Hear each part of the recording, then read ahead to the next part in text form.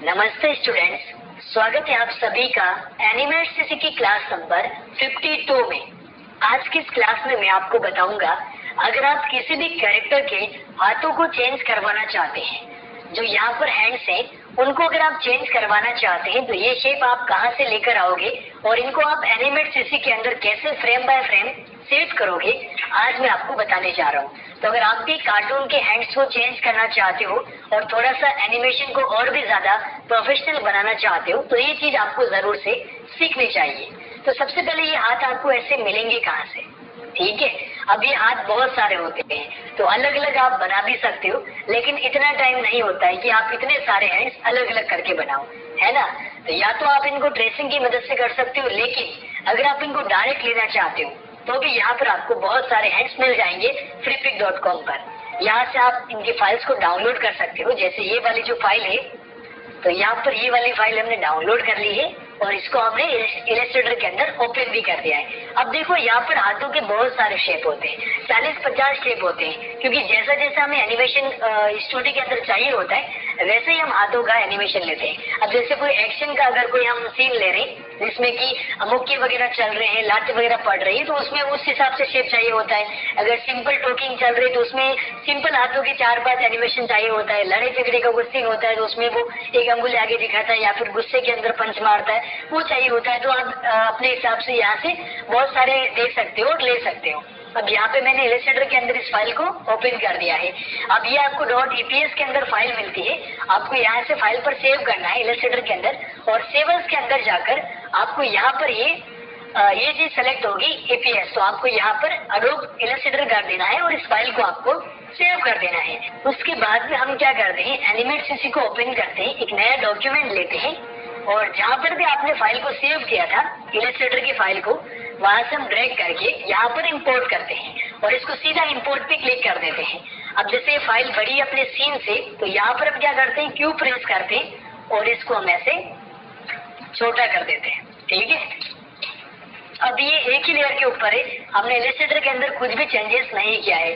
Layer का नाम आप कुछ भी लिख सकते हो, कोई जरूरी नहीं है कि आप अच्छा नाम ही लिखो, ठीक है। अब यहाँ पर आपको क्या करना है, ये जो आपको हैंड दिख रहे हैं, ठीक है, कई बार क्या होता है कि पूरा एक ही सिलेक्शन होता है, ठीक है, तो आपको उनको डिलीट कैसे करना रहता है मैं आपको बताता हूँ। जैसे पीछे का पार्ट भी डिलीट कर सकते हो। कभी अगर आपको लग रहा है कि आपको हाथों का कलर चेंज करना है या फिर पूरा हाथ ही थोड़ा सा चेंज करवाना है, तो Ctrl+V करोगे तो उससे क्या होगा कि देखो अलग अलग सारे जो पार्ट है वो ब्रेक हो जाएंगे, ठीक है। उससे आपका जो हाथ है वो पूरा देखो टुकड़े अलग अलग हो जाएंगे, ठीक है। तो ये चीज आप कब कर सकते हो, जब एनिमेशन के अंदर आप इसको फ्रेम बाय फ्रेम सेट करोगे तो उसके अंदर आपको ये ब्रेक कर देना है, बाकी नहीं करना है। अभी ये वैसे सही है। तो अभी जैसे आपको कोई भी एक सिंपल हैंड लेना है, जैसे ये वाला, ठीक है, अब ये सीधा है, एकदम सही है, नॉर्मल में यही रहेगा। तो हम इसको करेंगे F8 और इसको हम कर देंगे ग्राफिक, ठीक है। अब ये दूसरे ग्राफिक नहीं है, हमने केवल इसको ग्राफिक किया है। अब इसको हम एक फ्रेम के अंदर सेट कैसे करेंगे, देखो इसको मैंने दूसरा हैंड लिया मैंने। अब आपको हाथों को वैसे सेट करना है कि जैसे हो सकता है, जैसे कि ये वाला जो हैंड है ये मेरे सामने दिख रहा है तो इस पे ये वाला हैंड सेट होगा, उसके बाद में ये वाला हैंड सेट होगा, है ना।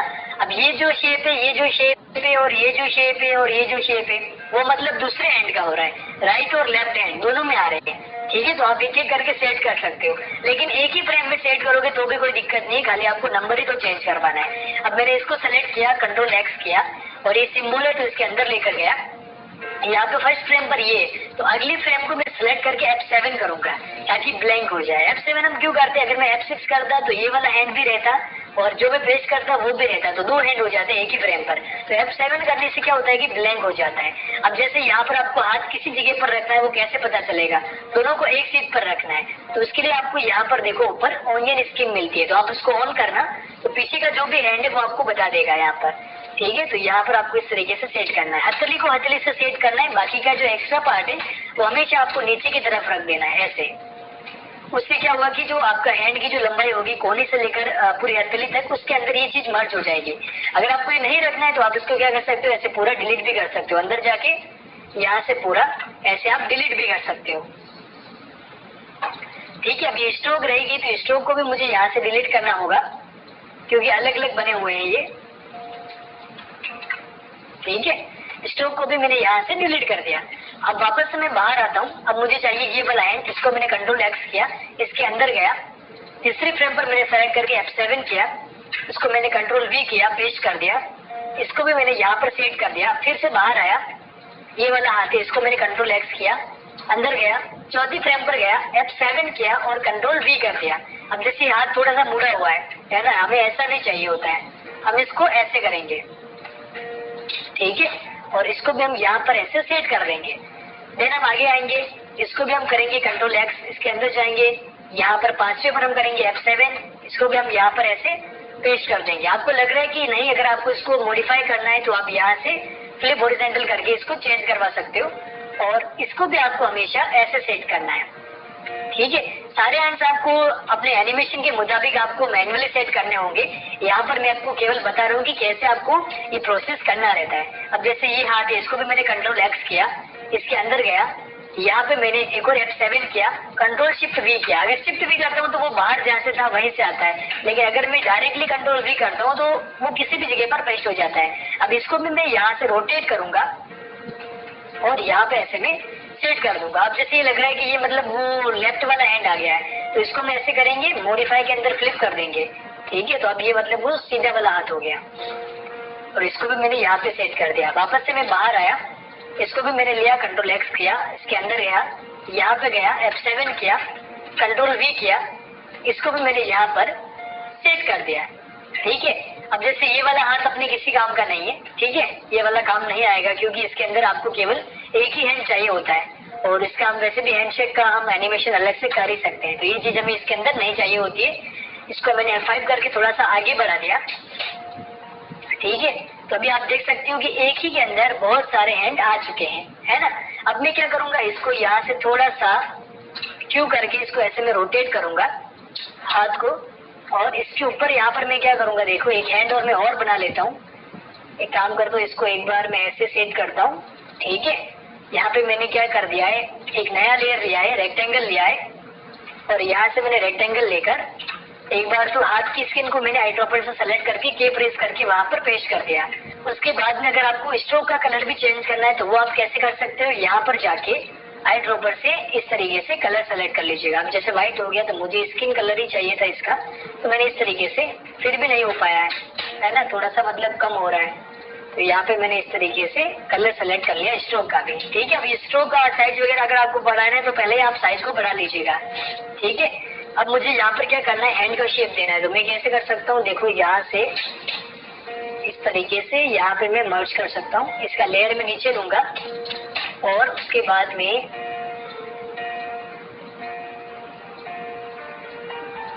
थोड़ा सा हाथ अगर ऐसे फूलता हुआ लग रहा है तो वो हम कर सकते हैं, ठीक है। यहाँ से भी हम इसको ऐसे मर्ज कर सकते हैं। वो स्ट्रोक यहाँ पर मैंने पतला लिया है, बाकी आप वो क्या करते हो, उसको साइज को चेंज कर सकते हो। तो ये हो गया यहाँ पर हैंड, ठीक है। अब उसके ऊपर आपको पता ही है आपको कि कैसे क्या करना रहता है। एक ऊपर आपको हैंड और बनाना है तो रेक्टेंगल लीजिएगा, देन यहाँ से आप क्या करिएगा, इसको आप ऐसे यहाँ पे सेट कर दीजिएगा, ठीक है। और यहाँ से बाजुओं से अगर आपको बाजुओं से अपने हैंड को फुलाना होता है तो ये मैंने ऐसे सेट कर दिया, ठीक है। तो यहाँ पर ये स्ट्रोक शो हो रहा है। हम क्या करेंगे, अंदर जाके यहाँ पे इस तरीके से स्ट्रोक को हम डिलीट कर देंगे, ठीक है। तो यहाँ पर जैसे हैंड कंप्लीट हो गया। अब यहाँ पर आप क्या कर सकते हो, इसका नंबर चेंज कर सकते हो, 1 से 2 कर दिया। अब 2 करने पर देखो हाथ का जो साइज है वो चेंज होगा। तो ऐसे में आपको क्या करना है, हमेशा इसको मैनुअली सेट करना पड़ेगा, क्योंकि कई बार क्या होता है कि एक ही बार में हाथ वगैरह वो सेट नहीं होता है। तो आपको यहाँ पर जैसे ही नंबर चेंज करके, हम भी ऐसे करते हैं कि नंबर चेंज करने के बाद फिर अगर हाथ वगैरह सेट नहीं हो रहा है तो उसको हमें सेट करना ही होता है, ठीक है। देखो इस तरीके से, ठीक है। अब जैसे आपको लग रहा है कि ये मतलब हाथ पूरा किसी कैरेक्टर ने, मान लो ऐसा था इसका हैंड, हमने इसको बैंड करवा दिया था। पहले यहाँ पर था ये 1 के ऊपर, ठीक है, 1 पे था। आगे जाकर यहाँ पर ये ऑटोमेटिकली हमने वैसे उसको लूप में कर रखा है तो इसके ऑटोमेटिकली ये हाथ चेंज कर रहा है। अगर हम इसको सिंगल फ्रेम कर देते हैं, सेलेक्ट करके सिंगल फ्रेम, देन हम इसको यहाँ से ऐसे सेट कर देते हैं, ठीक है। स्ट्रोक का वो थोड़ा सा आपको ध्यान रखना होगा। देन हम यहाँ पर आते हैं, उसके बाद में यहाँ पर जैसे पंच हो गया पहले से, तो चलो कोई दिक्कत नहीं, पंच भी चलेगा इसके अंदर। और ये मैंने ओल्ड शिफ्ट को दबाकर यहाँ से थोड़ा सा इसको एक साइड से पतला कर दिया है, और इसको यहाँ पे हमने इसको ऐसे सेट कर दिया है। ओके, अब जैसे यहाँ पर पहले ऐसा था, फिर यहाँ पर ऐसे हो गया। अब इसके आगे भी इसमें लूप चल रखा है ना, लूप चल रहा है, तो हम इसको सिंगल फ्रेम करेंगे। देन यहाँ पर अगर आपको आगे में जब भी बोलता हूँ कि हैंड चेंज करना है तो आप कैसे करोगे, देखो 1 से लेकर 2 3। अब जैसे ये वाला सीन है ना, पहले पर ऐसा था, फिर ऐसा हो गया, फिर ऐसा हो गया, तो इसको भी आपको यहाँ पर सेट करना है। देन आपको ऐसे इसको रोटेट कर देना है। रोटेट करने के बाद ओल्ड शिफ्ट से अगर आपको कोने नहीं मिल रहे तो उसको आप इस तरीके से मिला सकते हो। तो इस तरीके से आप क्या कर सकते हो, कैरेक्टर का जो हैंड है उसको आप चेंज करवा सकते हो।